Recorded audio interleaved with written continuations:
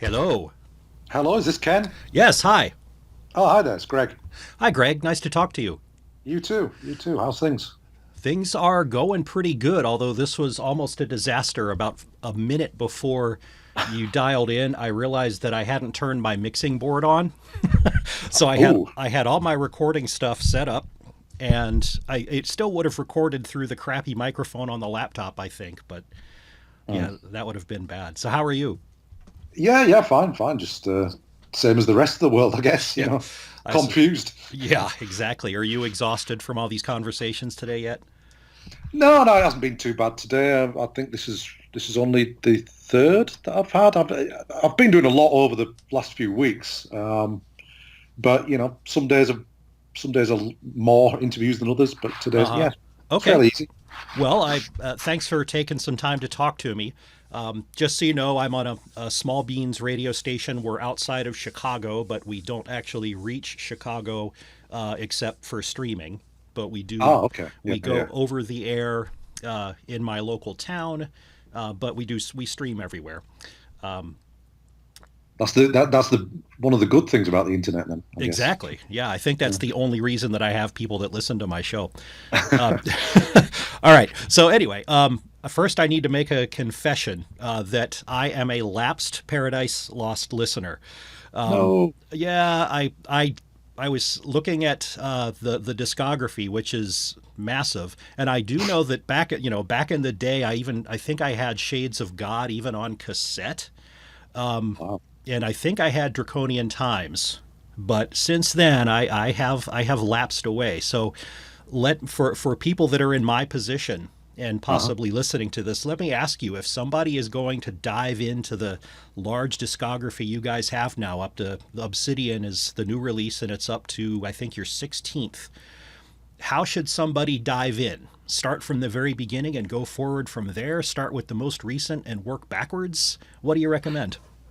Well, it's an interesting one because we do have quite a varied output, should we say? I mean, we started off in kind of the underground scene in the UK with bands like Napalm Death and Bolt Thrower, and used to tour with bands like that. And Autopsy was the first band that us two toured together in Europe. Uh huh. So we kind of started off with a death doom band. We were one of the only bands that played slow at that point Sure. within that scene.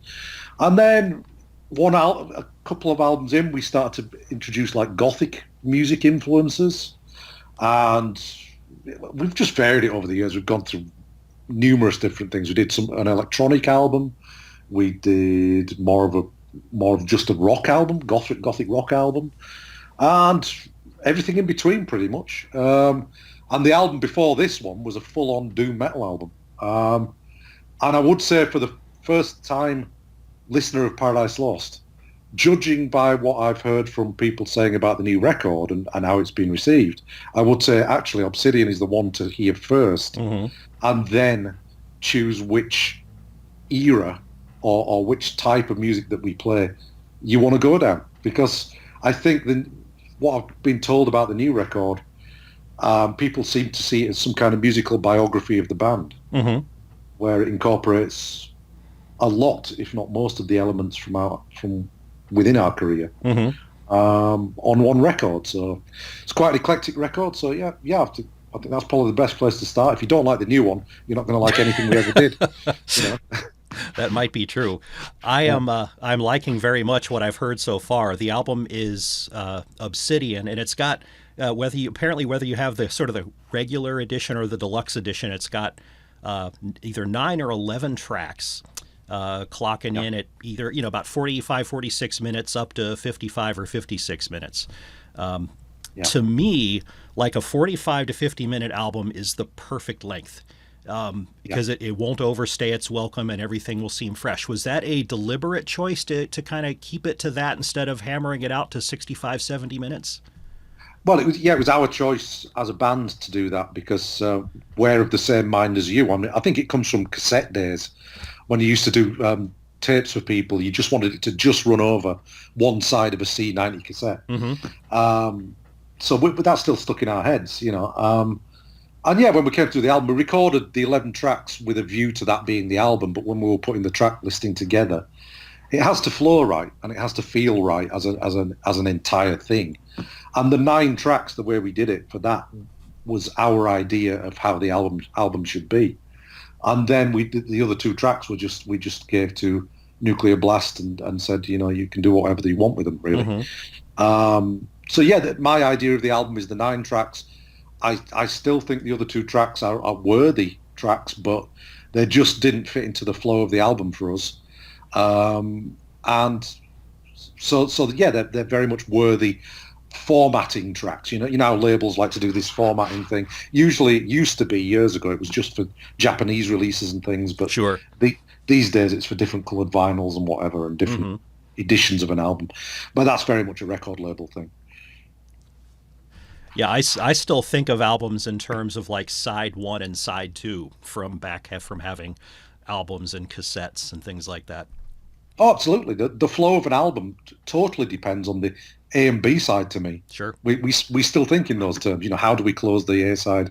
What sounds like an opener for the B side? So I know that's very much kind of a marginalized thing these days. Not a lot of people think like that, but it's just something that was ingrained in us at an early age, I think.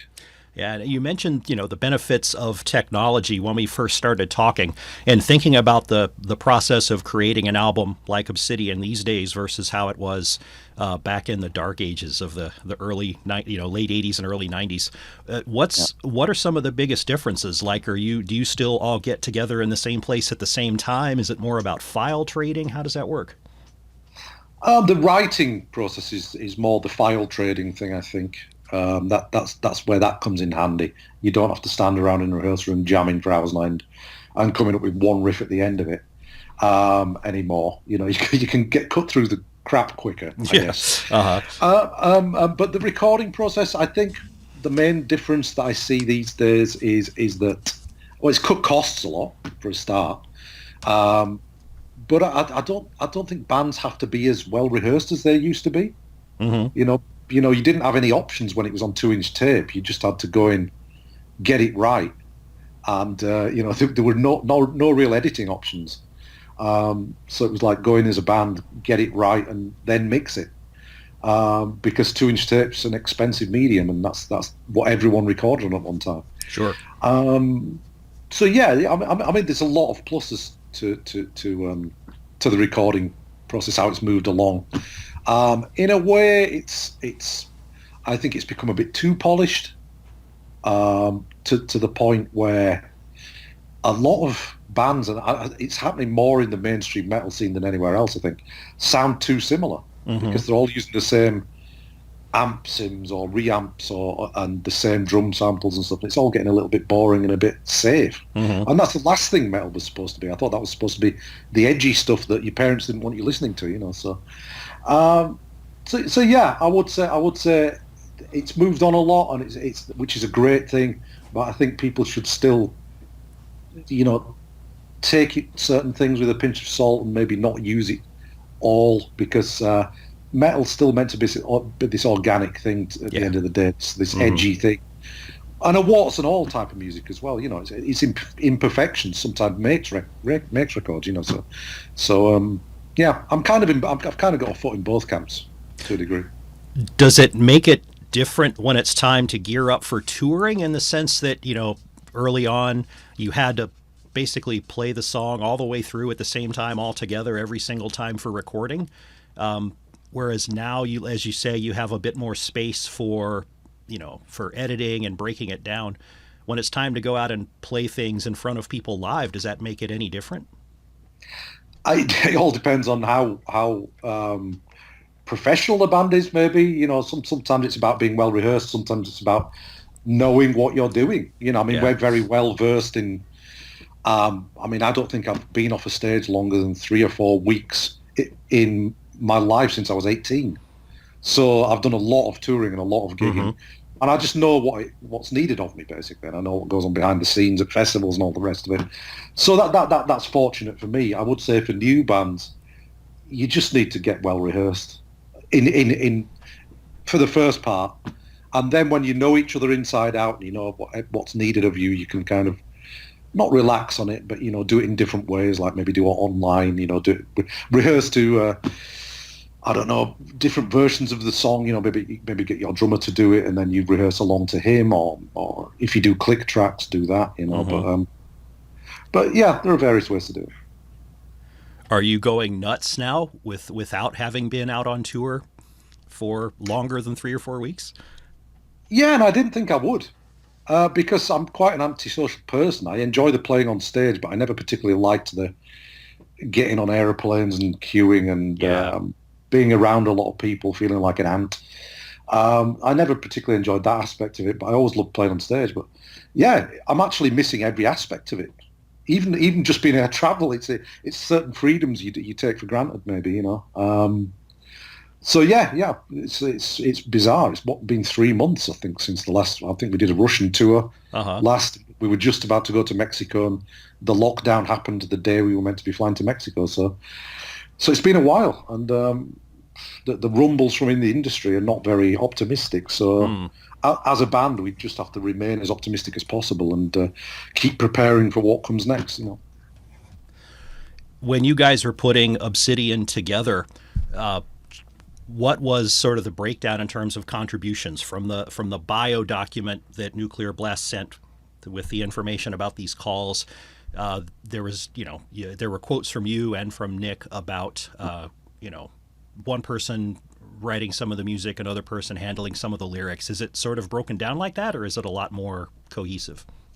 No, it's a two-person thing, really. It's for all our career, it's been a two-person thing. It's been I write all the music and Nick, our vocalist, writes all the lyrics, and we just fell into that.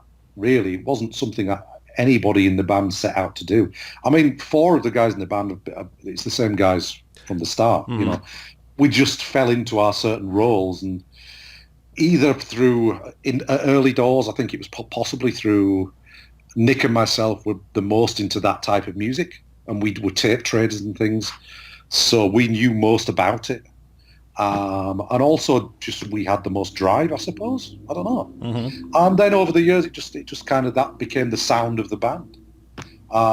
Was I guess my songwriting and playing and Nick's lyrics, and obviously a lot of the sound is molded by the other guys in the band as well. But for writing purposes, we tend to do it between the two of us, and then when we've got what we think the song is, we get the other guys to play on demos of it and see whether we're there or not. Now, I'm glad you said what you did, because I actually made a note here that between you and Nick and Aaron and Steven, you guys have had amazing stability and longevity ever since you guys started.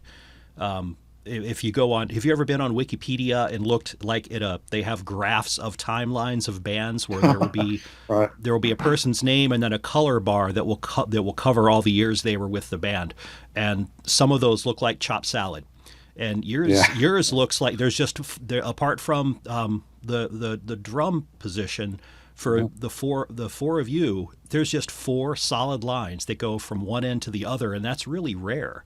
So what's the secret? I'll put it down to a couple of things, but I think sense of humour is very important, and upbringing. And the upbringing thing is something that I wouldn't have said if you'd have asked me probably 15 years ago, or 20 years ago. You never think that you're your father's son, and you think you're going to break away from the roots of where you grew up and all the rest of it and branch out. But when you get to a certain age and you look back, you think, wow, it really was the making of me, certain things, the environment you grew up in, the attitudes that were surrounded you. So we all grew up in this kind of ex-industrial, very working class town with this kind of downtrodden mentality and this very self-depreciating dark sense of humor, and it just ran through us, and I think that's what's kept us together.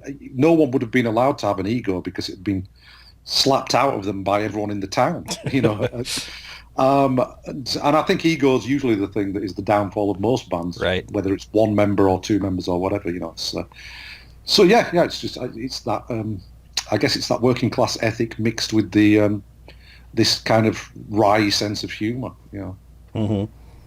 So I think we're running down on time here. Let me let you talk about the new album again. Maybe I'll point you towards a particular song, which is my favorite so far, Ravengast, the closing Oh, track okay. on the Yeah. regular. I heard the opening notes of that, and like my mind immediately pictured this dark and spooky castle, Ah, like I was about to watch a horror film that was going to take place there, and I thought that was great. So, just can you say something about maybe a couple of your favorite tracks on the album and what they do for you? yeah. Well, it's the album's kind of bookended for me. So Ravengast will be one of them because I do tend to err towards the doomier side of Paradise Lost. That's Hmm. my thing. I like the doomy stuff. And Ravengast, yeah, I like how it paints pictures in your mind of yeah. I mean, to Nick Arbuckle, when he was coming up with the lyrics, he said it painted a picture of some old battlefield or something with a bit of fog rolling across it. And Hmm. I love all these analogies and these metaphors for things because that's what music does for me when I listen to it. It makes me think, picture images, and that's what it should do. And also the first track, the opening track, for a completely different reason because it's partly something new for us. I mean, the opening to the track, the first half of it, um, doesn't really sound like Paradise Lost to me. And it just came through a little bit of experimenting, and I kind of like tracks that are a bit polarizing, and I think that's one of them. Where some people will either love it straight away, or some people won't even get halfway through and turn it off. And I kind of like that in songs. Hmm. Sometimes it gives something to chew over. So, for people that haven't experienced the band, one of the you mentioned there's doomy aspects to it, and Yeah, the especially the promotional material will use the word gothic to describe a lot of it. The vocals are a mix between harsher vocals and clean vocals, like a lot of bands are following in those footsteps these days. Which I yeah. mean, we could probably say they're following in your footsteps, given how long you guys have been around. Are there, with the risk of asking you to speak for Nick, are there particular stylistic reasons why one part of a song will have the harsher vocals and one will have the cleaner vocals? Well, a couple of years ago, we actually changed up how we write songs, and I think that's culminated in why this record sounds like it does. And it's because of an article that I read about David Bowie in a magazine. After he died, it was this, piece about how he used to write songs, primarily lyrics, actually. And he used to write down lots of interesting words on a sheet of paper that he thought were nice words or sounded cool or whatever. And then he'd snip them all up into little pieces and throw them on the floor and just see what sentence stood out to him.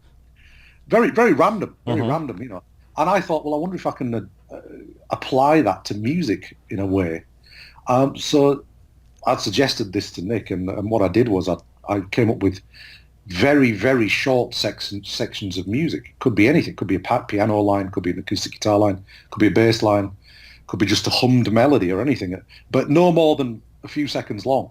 And then send it to Nick and get him to do 4 or 5 different vocal lines over the top: a harsh vocal, a deep vocal, a falsetto vocal, a couple of different melodies, and then send it back to me. Then I'll take all the music away, um, take the vocals separately, and then build it all like a 1,000-piece jigsaw with no picture. Um, and it was just a revelation to us. It's just like this really quick, intuitive way of songwriting where you come up with surprising results. And at any one time, you've got 5 or 6 different versions of a song, and you can just pick a path to go down. And I guess that's why the album is as eclectic as it is, and I guess that's why certain vocal parts go over certain parts and not over others. It's not cut and dried that you reach a chorus and it gets heavier or vice versa. It's just depends what happens within the songwriting process. So yeah, on my hard drive, there's probably 5 or 6 different versions of the entire album Uh-huh. that sound completely different to the one that was put out. Nice. Well, it's been about 20 minutes, so I'm going to let you move on. Okay. Thank you. It's been a pleasure talking to you. Thanks for taking the time. Yeah, you too, Ken. And No problem. good luck with the album. And when you finally get back on the road at some point, I'm pretty confident you would come through Chicago. So I hope to see you then. Yeah, that would be fantastic. Let's hope it's sooner rather than later. Absolutely. All Yeah. right. Okay. Thanks Okay. so Have much, a great Greg. evening. You too. Okay. Bye. Bye-bye.